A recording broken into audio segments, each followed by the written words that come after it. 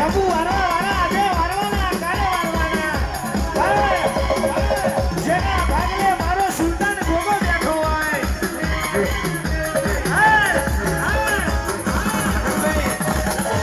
ઓદરી કરણ પોચું ના પકડી લઉં તો તમારો નાગ ને ઈસીએ તો હમઈ ભડાકા કરે